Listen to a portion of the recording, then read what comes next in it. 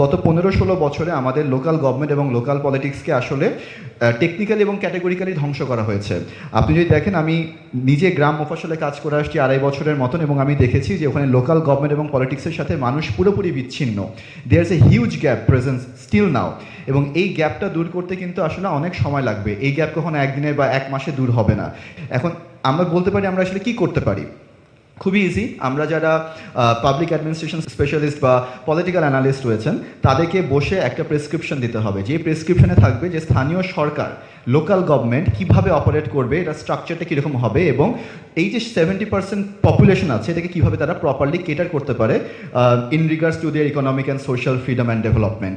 এরপরে আসতে পারে যে ইলেক্টেড রিপ্রেজেন্টেটিভ যারা থাকবে স্থানীয় সরকারে, তাদেরকে আমরা কেপিআই বেসড পারফরমেন্স অ্যানালিসিস সিস্টেমের মধ্যে আনতে পারি কিনা। সেই সাথে রাজনৈতিক দলগুলোকে আসলে এগিয়ে আসতে হবে। I would definitely thank BNP and other political parties, যে তারা রুট লেভেল অনেক কাজ করছে, তারা কর্মশালা 31 দফা নিয়ে অনেক কিছু করছে।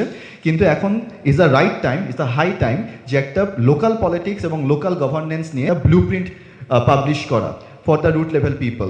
আমি আজকে যদি রাজনৈতিক কর্মী হয়ে থাকি টাঙ্গাইলের মধুপুর উপজেলায়, দলের কাছ থেকে আমার কী কী এক্সপেকটেশন সেটা দলকে জানতে হবে, এবং দলের আমার কাছে কী কী এক্সপেকটেশন সেটা আমাকে জানতে হবে।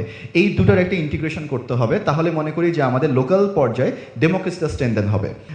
এখানে যারা এনজিও আছে এবং সামাজিক সংস্থাগুলো রয়েছে, তাদেরকে এখানে একসাথে কোলাবোরেটলি কাজ করতে হবে। গভর্নমেন্টের সাথে হোক, ইন্টারিম গভর্নমেন্ট হোক, ইলেক্টেড গভর্নমেন্ট হোক, তাদের সাথে কাজ করতে হবে। এবং আমাদেরকে মনে রাখতে হবে যে as a leader your job is to create more leaders.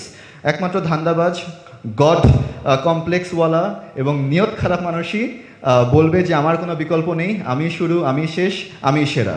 বাংলাদেশের জনগণ এরকম লিডার আর দেখতে চায় না।